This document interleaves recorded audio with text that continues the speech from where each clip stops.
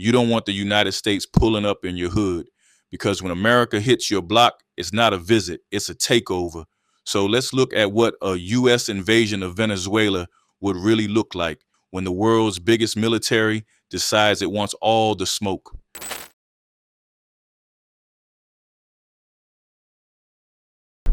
Why is the United States actively preparing for war in the Southern Caribbean? To answer that, we have to look at the massive reactivation of Cold War infrastructure that has been dormant for decades. What is happening at the Roosevelt Roads Naval Station in Puerto Rico? Once the largest U.S. naval base in the world, this facility was closed in 2004. But reports indicate it is being rapidly brought back online. The U.S. military is turning this civilian zone back into a forward operating base. And what about the Henry E. Rolson Airport? Located in the U.S. Virgin Islands, this isn't just for tourists anymore. It is being transformed into a logistics hub to support heavy military transport. But why is the U.S. doing this right now? There are two main triggers.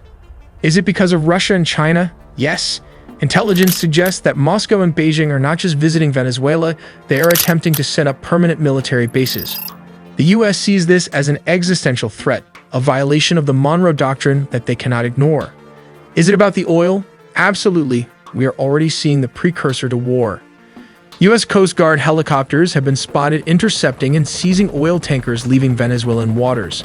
They are choking off the regime's cash flow before the real shooting starts. If an attack happens, what ships are already in position near Puerto Rico? The U.S. Navy has assembled a specific kill chain. They're using the USS Jason Dunham Arleigh Burke-class destroyer. Its role isn't just guided missile destroyer, it is also an electronic warfare machine. The Jason Dunham is there to jam Venezuelan communications and blind their coastal radars. They are the first line of attack to confuse the enemy. And why is the U.S. Stockdale there? The Stockdale is the shield.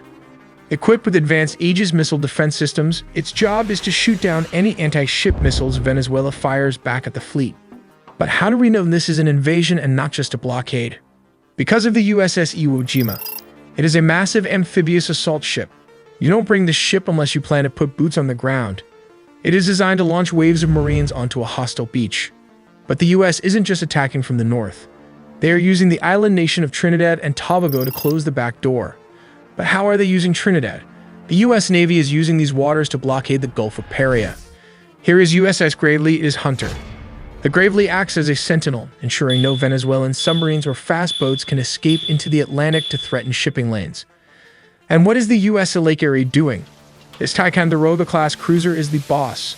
It serves as the air defense commander for the entire operation, coordinating the movements of every ship and plane from its high-tech command center.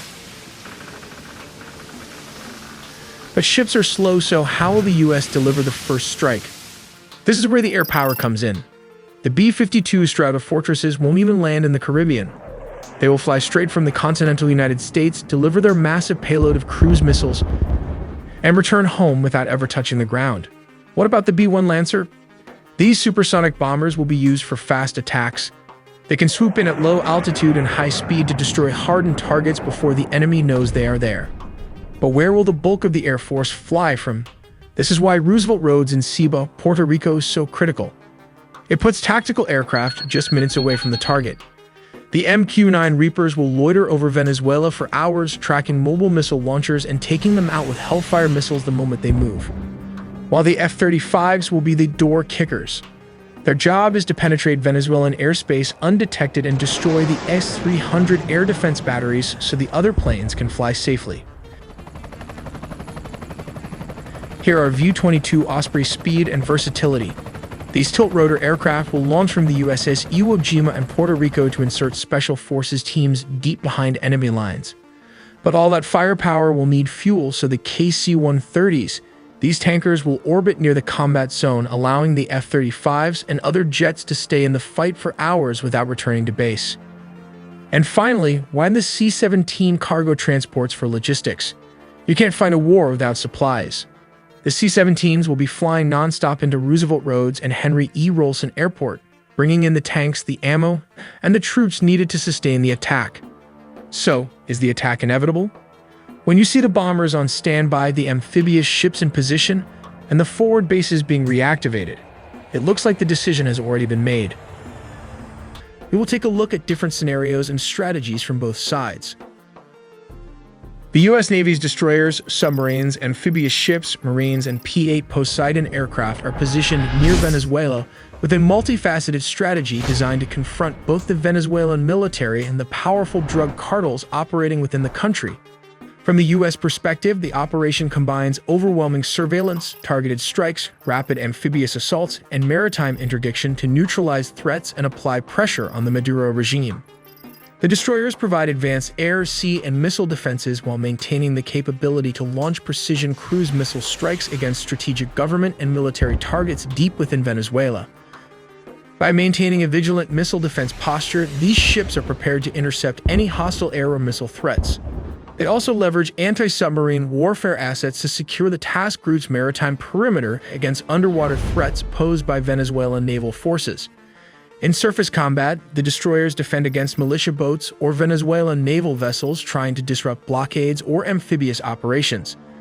As the name suggests, destroyer is equipped to carry around 90 missiles with this vertical launching system, a Mark 45 deck gun position at the front, followed by close combat phalanx and a C-RAM missile system. But that's not all. It also houses Harpoon anti-ship missiles and torpedo tubes for threats underneath. And if that's not enough, there's a submarine hunter-killer Seahawk equipped with sonar and torpedoes featured in the upcoming video. These warships are designed for destruction and defense, but they are not suitable for invasion. But how do you launch a land invasion from the seas? The answer is these amphibious assault ships are specialized warships designed to deploy and support ground forces during military operations, particularly in hostile or contested environments. They resemble small aircraft carriers but are primarily focused on launching and supporting helicopters, vertical or short takeoff and landing VTOL aircraft like the MV-22 Osprey and F-35B Lightning, and amphibious landing craft. The amphibious ships carry thousands of Marines trained for quick expeditionary raids and large-scale amphibious assaults. These Marines would execute precision strikes on cartel strongholds, government command centers, or key coastal infrastructure. Their urban combat training equips them to seize airports, communication hubs, and other critical points, potentially working in concert with opposition forces inside Venezuela. Here comes the nuclear-powered attack submarine operates covertly and silently along Venezuela's maritime approaches. It collects vital intelligence by intercepting communications and monitoring naval activity. It can deliver surprise, long-range missile strikes to disrupt regime command and control, jam air defenses, or destroy military facilities. Its presence also deters any third-party naval reinforcements from countries like Russia or Iran, complicating any attempt to bolster the Maduro regime. The P-8 Poseidon aircraft extend the task force's eyes and ears over a vast area. They conduct continuous intelligence, surveillance, and reconnaissance flights deep into Venezuelan airspace and waters, tracking air defense installations, military movements, and cartel smuggling operations. These aircraft work closely with surface and underwater naval assets to designate targets for missile strikes and monitor submarine activity. They are also capable of electronic warfare operations to disrupt Venezuelan communications and command networks, limiting the regime's operational responsiveness. But why is a single submarine a huge threat to an entire navy? The answer is these torpedoes. So let's take a look at how it works. Pressurized air propels the torpedo toward its target. Step number 2.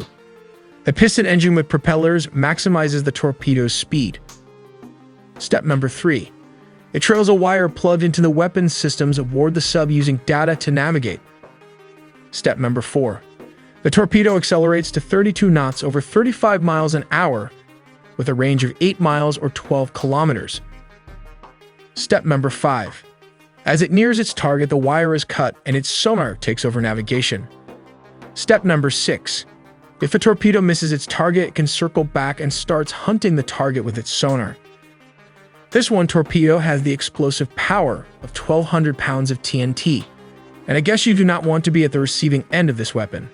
But reports suggest that new breed of Barracuda torpedo or supercavitating are going to be the latest upgrades. But how would Venezuela's counter the U.S. command of the seas? Well, the military and cartels prepare to defend the regime and preserve their control through a mix of conventional and asymmetric tactics. The Venezuelan military, although smaller and technologically less advanced, relies on knowledge of local geography, layered air defense sites, and large-scale militia mobilization, reportedly numbering over 4.5 million, to counter amphibious assaults and defend key infrastructure.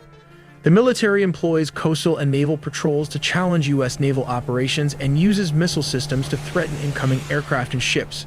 The Venezuelan cartels, deeply intertwined with some military elements, use their familiarity with the terrain, fast boats, and smuggling networks to complicate maritime interdiction. Their tactics include evading surveillance through irregular routes, blending with civilian traffic, and leveraging the dense jungle terrain for cover against raids. Thus, the likely conflict scenario involves layered U.S. efforts to monitor and interdict cartel trafficking by leveraging aerial surveillance and naval interdiction, combined with submarine strikes and missile attacks against regime military infrastructure to degrade their response capability.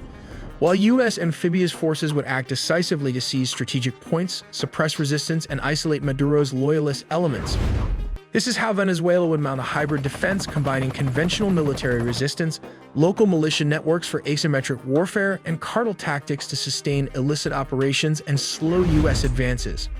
This complex confrontation reflects both sides' strategic priorities.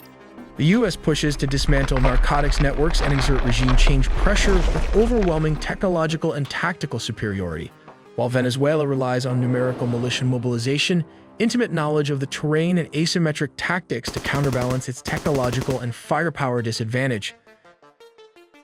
And finally, here comes Russia.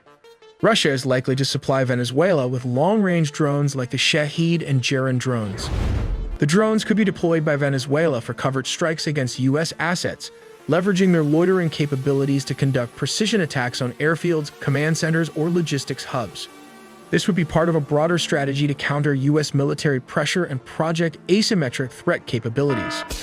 We also made a deep dive into the sea, air, and land components of the nuclear triad. Or you can simply walk in through the front door and walk out with the Venezuelan president and first lady in handcuffs. That earlier scenario, consider it insurance to make cooperation a little more compelling. The United States hit Venezuela with a large-scale strike early Saturday and said its president, Nicolas Maduro, had been captured and flown out of the country. Here's what to know. Multiple explosions and low-flying aircraft were seen in Caracas in the early hours of Saturday morning. Maduro's government immediately accused the US of an imperialist attack on civilian and military installations. US President Donald Trump posted on Truth Social that Maduro had been, along with his wife, captured and flown out of the country. He added that the operation was done in conjunction with US law enforcement. The apparent attack itself lasted less than 30 minutes. Trump said in his social media post that the strike was carried out successfully. It comes after the Trump administration has escalated pressure on Maduro, who has decried US military operations against alleged drug traffickers as a thinly veiled effort to oust him from power. It was not immediately clear who was running the country, and Maduro's whereabouts were not immediately known. From Washington's point of view, China, Russia, and Iran weren't just chatting about Venezuelan oil. They were trying to build influence right here in the Western Hemisphere. This is U.S. turf, and Washington just reminded everybody who's running this block. Which brings me to the closing statement. Is the method and the claims used to overthrow the Venezuelan government and walk out with the president and first lady justified or even legitimate? Feel free to drop your thoughts in the comments.